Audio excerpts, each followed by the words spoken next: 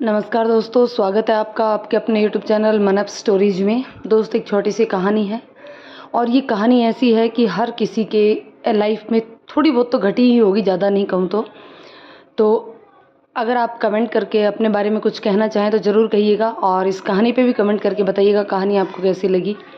पसंद आए तो लाइक शेयर करें और चैनल पर नए हैं तो चैनल को सब्सक्राइब ज़रूर कर लें। तो चलिए इस कहानी को हम शुरू करते हैं। बॉयज़ हॉस्टल के ऊपर के फ्लोर पर सीढ़ियों से दाईं तरफ एकदम सामने वाले कॉरिडोर के दाईं तरफ वाले सबसे पहले कमरे में दो लड़कों के बिस्तर अलग अलग लगे हुए थे।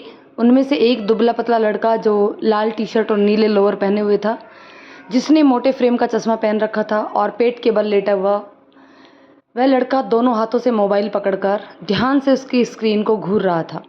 सूरज भाई, वह अभी भी ऑनलाइन है, उसने दूर से ही दूसरे लड़के से कहा, जो कि दाईं तरफ वाली दीवार के पास सटे हुए बिस्तर पर लेटा छत पर चल रहे पंखे को ताक रहा था।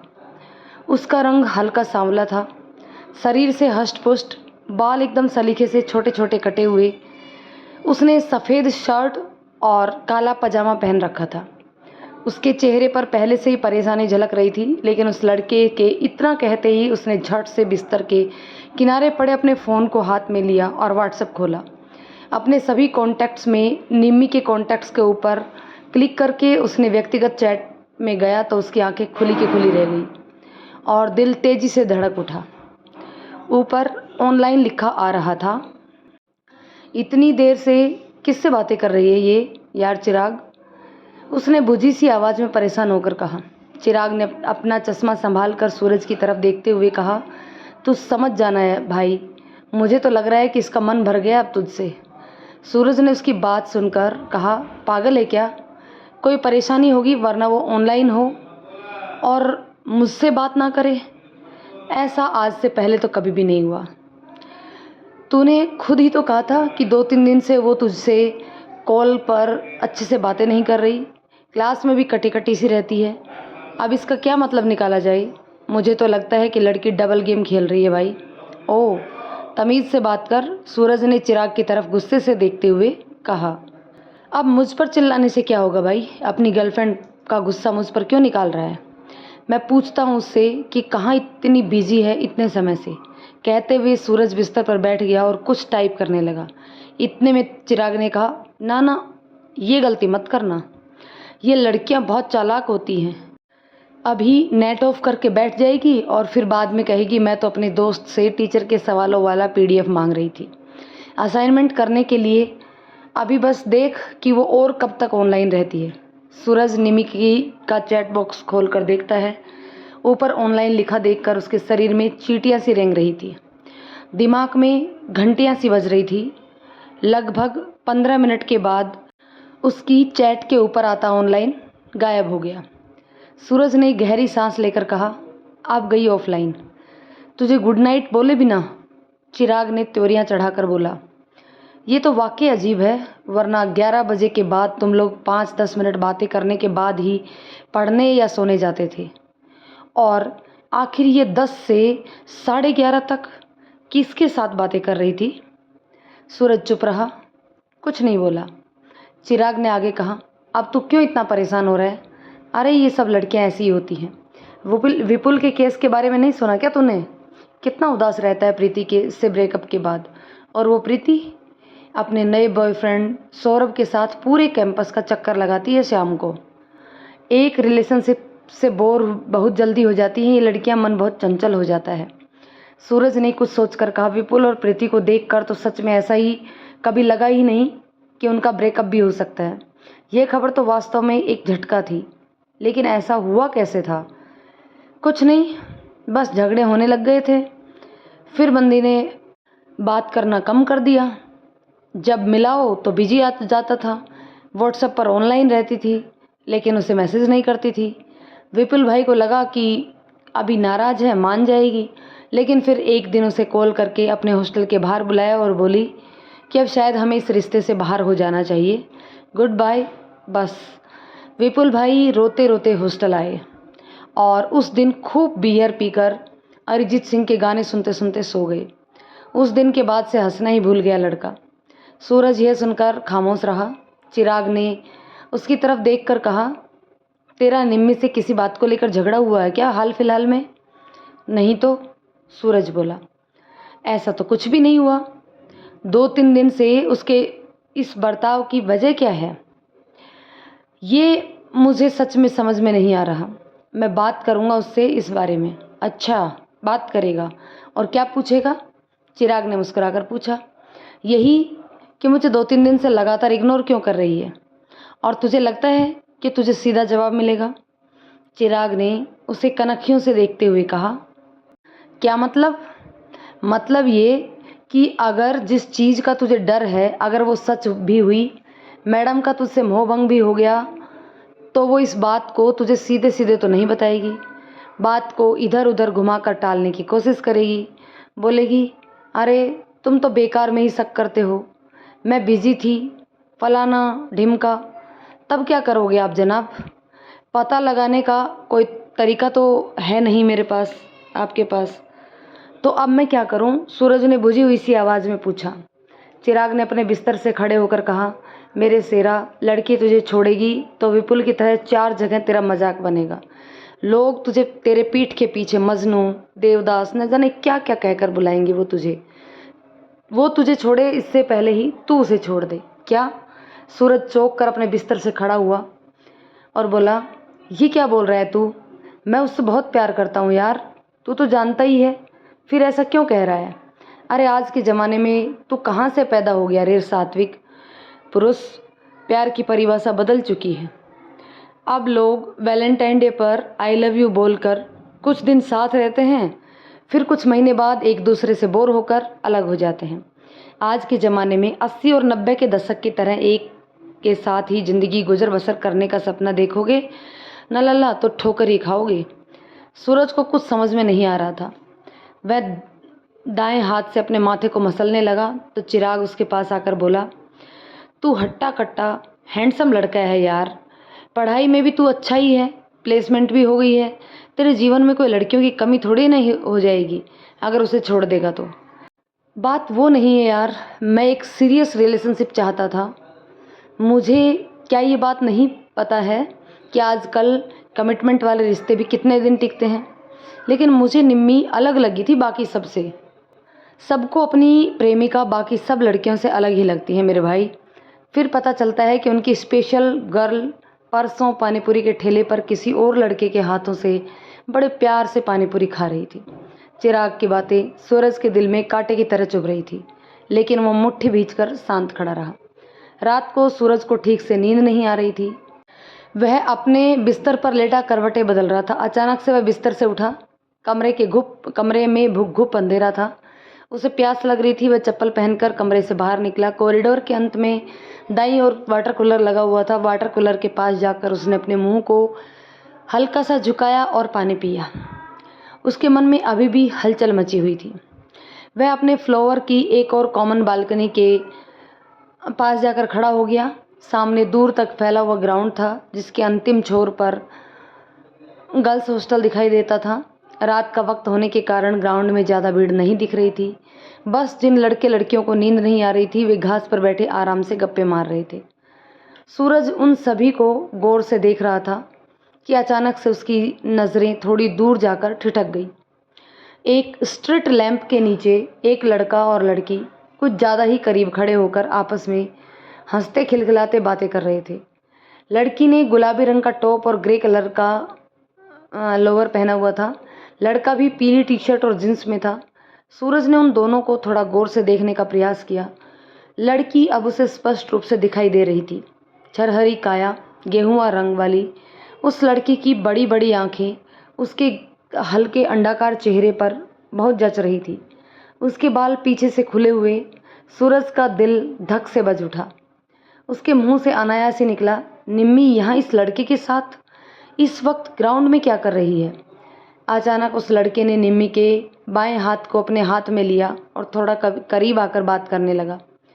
निम्मी के चेहरे पर भी उस लड़के की से बात करते हुए शरारती मुस्कान खेल रही थी।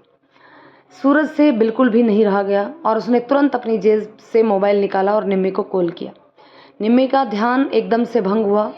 उसने एकदम से लोअर में हाथ डालकर फ़ोन को निकाला, बुरा सा मुँह बनाकर फ़ोन को वापस काट दिया। फिर कुछ टाइप करके वापस फ़ोन अपनी जेब में रख लिया। अचानक से सूरज के पास मैसेज आया। उसने व्हाट्सएप खोला तो सामने मैसेज लिखा हुआ था, सॉरी सूरज, आज नोट्स बनाने में बिजी थी इसलिए बात नहीं हो पाई। कल बात करते हैं क्लास में, लव यू, गुड नाइट। यह मैसेज पढ़कर सूरज के चेहरे की जैसे हवाइयाँ ही उड़ने लगी। उसका दिल धड़ बजने लगा। एकदम से बिस्तर से उठा और अपने आसपास देखा। कमरे में रोशनी थी, चिराग भी लगभग उसी वक्त उठा था। उसने सूरज के सफ़ेद पड़ चुके चेहरे को देखकर मुस्कुराते हुए पूछा, क्या हुआ, कोई बुरा सपना देख लिया क्या? बहुत बुरा सपना, सूरज अपनी सांसों को संयत करते हुए बोला। सपना निम्मी से रिलेटेड था क्या? चिराग ने पूछा तो सूरज हैरान हो गया। वह उसकी ओर देखकर बोला, हाँ, लेकिन तुझे कैसे पता? तू रात में उसी चीज़ को दिमाग में लेकर टेंशन में सोया था, इसलिए ऐसा सपना आना ही था। अब मेरी बात मान और इससे पहले कि वो बंदी तुझे डंप करे, तू ही खुद की इज्जत का फलूदा होने से बचा ले। ब्रेकअप मुश्किल होता है लेकिन दिल मजबूत रखना मेरे भाई, वरना विपुल की तरह पियक्कड़ बन जाएगा। अब डिपार्टमेंट चलते हैं, उस पर ध्यान देने की कोई ज़रूरत नहीं है। अब क्लास में बात करने की कोशिश करे, फिर भी बात नहीं करनी तुझे, समझा? सूरज ने सिर हिलाया और गहरी सांस लेकर बिस्तर से उठ गया। चिराग की बातों और उस अजीब से सपने की वजह से उसका मन बहुत ख़राब हो चुका था। नहा धोकर तैयार होकर सूरज और चिराग डिपार्टमेंट पहुंच गए। उनकी क्लास इलेक्ट्रिकल इंजीनियरिंग डिपार्टमेंट के चौथे फ्लोर पर सीढ़ियों से जाकर एकदम सामने ही लगती थी। 3 कतारों में लंबी लंबी लकड़ी की बेंच लगी हुई थी। एकदम किनारे वाली कतार में सबसे आगे वाली बेंच पर निमी बैठी हुई थी। उसने सफ़ेद उजले रंग का फुल स्लीव्स टॉप और नीली जींस पहनी हुई थी। प्रोफेसर अभी लेक्चर लेने आए भी नहीं थे, लेकिन फिर भी वह ब्लैक बोर्ड की तरफ घूरे जा रही थी, जैसे अपने ही ख्यालों में खोई हो। उसके किनारे पर एक मोटे फ्रेम का चश्मा लगाए एक पढ़ाकू सी लड़की बैठी हुई थी। उसने कोहनी मारते हुए कहा, निम्मी, तूने सूरज को इस बारे में बताया या नहीं? निम्मी अपने ख्यालों की दुनिया से एकदम से बाहर आई और उसकी तरफ देखते हुए कहा, नहीं यार श्वेता, मेरे दिमाग में इतना कुछ चल रहा है कि मैं सूरज से इतने दिनों से ठीक से बात भी नहीं कर पाई। तो अब तो सब ठीक है ना, अब कर लेना बात, पता नहीं बेचारा कितना परेशान होगा। श्वेता की यह बात सुनकर निम्मी ने हल्के से सिर हिला दिया। फिर उसकी नज़रें क्लास की चौखट पर गई, जहाँ से सूरज अभी अभी चिराग के साथ अंदर आया था। निम्मी मुस्कुराते हुए खड़ी हुई। उसने सूरज की ओर हाथ हिलाते हुए कहा, सूरज। सूरज ने उसे कनखियों से देखा, लेकिन फिर पहली ही कतार में चिराग के साथ एकदम आगे वाली बेंच पर बैग रखकर बैठ गया। यह देखकर निम्मी के चेहरे पर उसे देखकर आई मुस्कुराहट थोड़ी सी फीकी पड़ गई। वह भी अपनी जगह वापस बैठ गई। श्वेता यह देखकर बोली, ओह, तो मैडम को इग्नोर मारा जा रहा है? ऐसा तो कभी नहीं किया सूरज ने। निम्मी धीरे से बोली, क्लास ख़त्म होने के बाद उससे बात करूँगी। फिर उनके प्रोफेसर क्लास में आ गए और सबकी अटेंडेंस लेकर लेक्चर शुरू कर दिया। लेक्चर के दौरान भी निम्मी ने 1-2 बार कनखियों से एक कतार छोड़कर बैठे सूरज की ओर देखा। उसके चेहरे पर हल्के गुस्से के भाव अलग से ही नज़र आ रहे थे, लेकिन वह अभी भी निम्मी की तरफ नहीं देख रहा था। उसका पूरा ध्यान ब्लैक बोर्ड की ओर था। 1 घंटे बाद लेक्चर ख़त्म हुआ। प्रोफेसर के बाहर जाते ही चिराग ने उठकर सूरज से पूछा, पानी पीने चलेगा बाहर? अभी तो दूसरे लेक्चर में टाइम है। हाँ, चल ना। इतना कहकर सूरज उठा और चिराग के साथ बाहर निकल गया। यह देखकर निम्मी ने श्वेता से कहा, मैं आती हूँ। फिर वह भी उठकर तेज़ी से क्लास से बाहर निकल गई। सूरज चिराग के साथ क्लास से निकलकर कुछ कदम ही आगे बढ़ा ही था कि तभी पीछे से निम्मी की आवाज़ सुनाई दी, सूरज। उसके कदम एकदम से ठिठक गए। चिराग ने मुड़कर जब पीछे से आती निम्मी को देखा तो सूरज से बोला, मैं नीचे वाटर कूलर के पास जा रहा था। फिर जाते जाते धीरे से उसकी ओर देखकर बोला, भाई फिसलना मत। निम्मी अब सूरज के एकदम पास आ गई थी। सूरज बेमन से उसकी ओर मुँह मुड़ा और बोला, क्या हुआ निम्मी? निम्मी ने आसपास देखा। उसके अलावा उस वक्त वहाँ पर और कोई नहीं था। उसने पूछा, बात क्या है सूरज, मुझे इग्नोर क्यों कर रहे हो? ओह, वैसे ही जैसे 2-3 दिन से तुम मुझे कर रही हो। मुझे लगा अब तुम बात करने की इंटरेस्टेड नहीं हो, तो फिर मैंने भी पहल करना छोड़ दिया। आखिर मेरा भी कुछ सेल्फ रिस्पेक्ट है, सूरज बोला। ये क्या कह रहे हो तुम? निम्मी ने उसकी ओर देखकर कहा, मैं भला तुमसे बात क्यों नहीं करूँगी? हमारा रिलेशनशिप कोई मजाक है क्या? सूरज की आंखों में रोष साफ दिखाई दे रहा था। उसने बेरुखी से कहा, मेरे लिए तो नहीं, लेकिन शायद तुम्हारे लिए मजाक ही बनकर रह गया है ये रिलेशनशिप। तुम लड़कियों के लिए शायद मजाक ही होते हैं इस तरीके के रिश्ते, क्यों है ना? बोर जल्दी हो जाती हो ना शायद। ये क्या कह रहे हो तुम? निम्मी ने सहम कर पूछा। और क्या बोलूं? 2-3 दिनों से जो देख रहा था वो क्या था? फ़ोन पर ठीक से बात नहीं कर रही, जल्दबाजी में काट देती हो, उसके बाद दोबारा मिलाओ तो हमेशा मेरा कॉल वेटिंग में दिखता है। क्लास में ठीक से बात का जवाब नहीं दे रही। ये रात रात भर किससे ऑनलाइन चैटिंग करती रहती हो? कौन मिल गया जो मुझसे ज़रूरी हो गया अब तुम्हारे लिए? निम्मी कुछ देर तो बस सूरज का चेहरा ताकती रही, उसके बाद बोली, यही सारे सवाल आराम से नहीं पूछ सकते थे? जब शाम को दिख रहा था कि मैं ऑनलाइन हूँ तो मैसेज करके पूछ नहीं सकते थे कि मैं किससे इतनी देर तक बातें कर रही हूँ? इतना ईगो आ गया अब तुम में कि मुझसे सवाल भी नहीं पूछोगे? इससे पहले कि सूरज आगे कुछ कहता, निम्मी ने अपनी जींस की जेब से फ़ोन निकाला और अनलॉक करके सूरज के सामने बढ़ाकर बोली, खुद ही देख लो कि मैं रात भर किस लड़के से चैटिंग कर रही थी। सूरज ने निम्मी का व्हाट्सएप अनबॉक्स खोला। उसमें सबसे ऊपर शीला मौसी नाम से नंबर से चैट की गई थी। सूरज ने जब उस चैट को खोलकर पढ़ना शुरू किया तो उसकी आंखें एकदम से बड़ी हो गई। उसके पैरों तले की जैसे ज़मीन ही खिसक गई हो। उसके चेहरे की बेरुखी भरे भाव अब घोर हैरानी में बदल गए थे। उसने निम्मी की ओर देखकर लड़खड़ाती जुबान से कहा, तो तुम इसलिए 2-3 दिन से मुझसे ठीक से बातें नहीं कर रही थी? हाँ, निम्मी ने अपनी आंखों में आती नमी को हल्के से उंगली से पोंछते हुए कहा, मेरी मौसी यहीं पास के हॉस्पिटल में एडमिट थी। अभी अभी उनके ब्रेन ट्यूमर की सर्जरी हुई है जिसमें काफ़ी पैसा खर्च हुआ है। मेरी फैमिली ने कुछ दिन पहले सर्जरी होने के बाद ही मुझे बताया कि मौसी को ट्यूमर भी था। मैं तो शॉक्ड रह गई थी।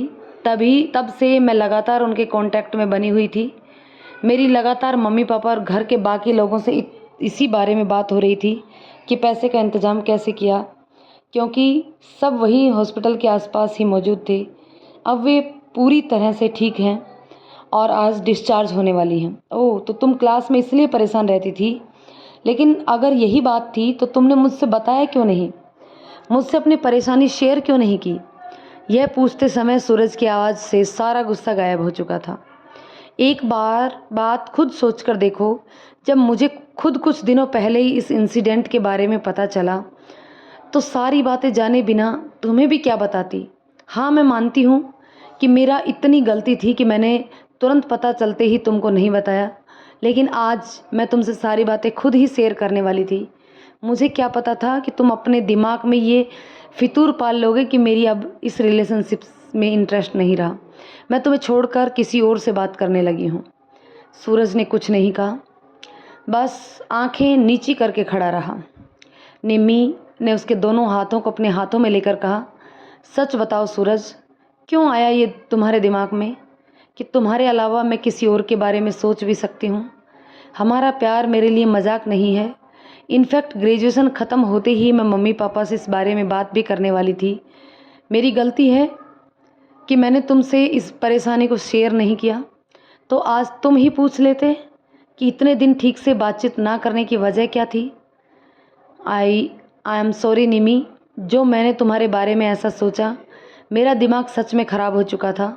चिराग के बहकावे में आकर मैंने चिराग, निम्मी ने उसकी बात बीच में काट कर कहा, तुम्हें तुम्हारे बेस्ट फ्रेंड चिराग की सच्चाई भी आज मैं बता ही देती हूँ। जब हम दोनों सिंगल थे तब उसने न जाने मेरी किस फ्रेंड से मेरा नंबर लेकर मुझे आई लव यू मैसेज किया था। नंबर नया था लेकिन प्रोफाइल पिक्चर तो उसी की थी, इसलिए पहचान तो मैं गई थी। मैंने जब रेस्पॉन्स नहीं किया तो उसने भी आगे से कुछ नहीं कहा, लेकिन कहीं ना कहीं मेरी किसी न किसी दोस्त से मुझे सुनने में आता रहा कि वो अक्सर मेरे बारे में पूछता रहता था। मैंने इस बातों पर ध्यान नहीं दिया, क्योंकि आज की दुनिया में लड़कियों पर चास मारने वाले लड़कों की कोई कमी नहीं है।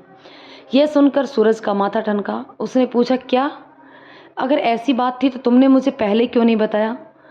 तो इसलिए जब भी चिराग मेरे आसपास होता था तुम मुझसे कम ही बातें किया करती थी।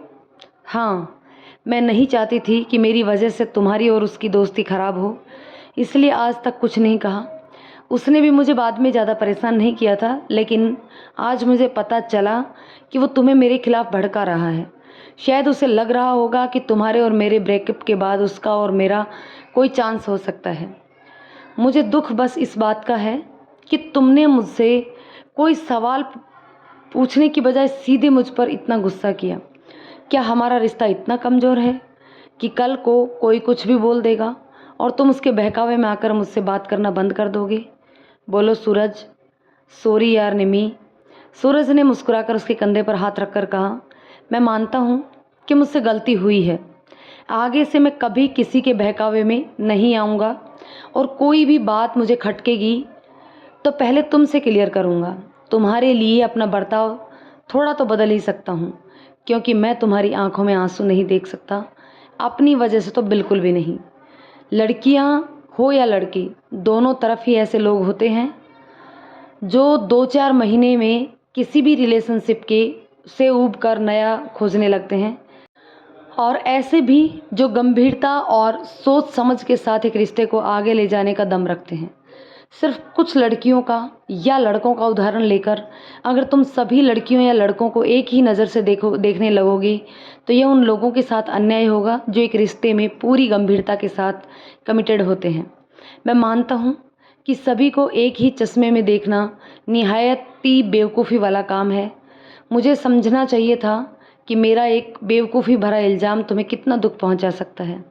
इतना कहकर सूरज ने हाथ आगे बढ़ाकर निम्मी की आंखों से निकलकर गाल की ओर जाते आंसू पोंछ दिए। निम्मी मुस्कुराकर बोली, ऐसे नहीं मानूंगी मैं। अगला लेक्चर शुरू होने से पहले मुझे कैंटीन में ले जाकर मेरी मनपसंद की वनीला आइसक्रीम खिलाओ, तभी मानूंगी मैं। सूरज ने निम्मी का हाथ अपने हाथ में लेकर हंसते हुए कहा, अच्छा बाबा, चलो मेरे साथ, तुम्हें आइसक्रीम खिलाकर लाता हूँ। उसके बाद हॉस्टल जाकर एक ज़रूरी काम भी करना है। क्या काम? निम्मी ने पूछा। रूम शिफ्ट करूँगा अपना, वरना भरोसा नहीं कि चिराग का मुस्कुराता चेहरा देखकर उसे कब मुक्का मार बैठूं। इतना कहकर वे एक दूसरे का हाथ थामकर सीढ़ियों से नीचे उतरने लगी। तो दोस्तों, कैसी लगी ये खट्टी मीठी नोक-झोंक कमेंट करके ज़रूर बताइएगा। कहानी यदि पसंद आई हो तो उसे लाइक और शेयर करें। चैनल पर नए हैं तो प्लीज़ चैनल को सब्सक्राइब ज़रूर कर लें। धन्यवाद दोस्तों।